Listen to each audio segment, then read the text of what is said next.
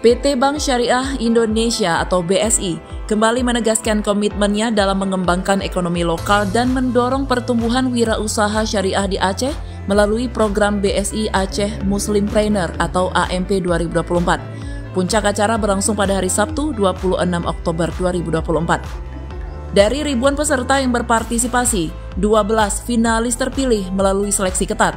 Finalis ini adalah wirausahawan muda yang dinilai memiliki inovasi dan kemampuan bisnis sesuai prinsip syariah.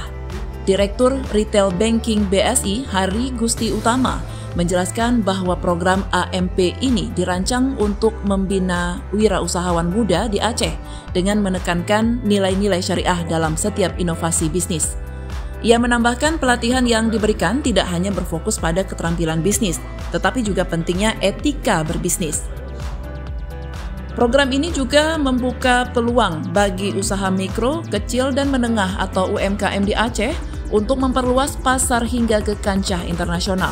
Contohnya, UMKM binaan BSI telah berpartisipasi dalam pameran internasional di Jeddah, Arab Saudi, serta berhasil meraih pesanan besar untuk produk sambal lokal.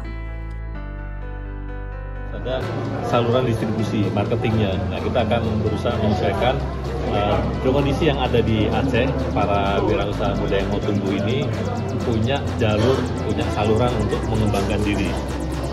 Otomatis itu juga nanti akan membawa pertumbuhan perekonomian masyarakat Aceh sendiri. Hari menegaskan potensi Aceh yang strategis dalam pengembangan wirausaha, terutama di kalangan generasi milenial. Saat ini terdapat sekitar 914.000 wirausaha muda di Aceh yang menjadikan daerah ini sebagai fokus utama bagi BSI.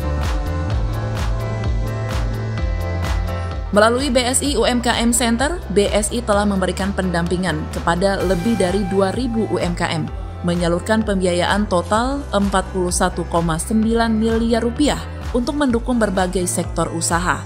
Dalam program BSI Aceh Muslimpreneur, BSI optimis wirausaha muda Aceh bisa menjadi penggerak ekonomi syariah yang kompetitif di pasar lokal dan juga global. Hari berharap dengan pembinaan yang komprehensif, Aceh akan dikenal sebagai pusat pertumbuhan ekonomi syariah di Indonesia. Dari Banda Aceh, Kanal Inspirasi TV melaporkan.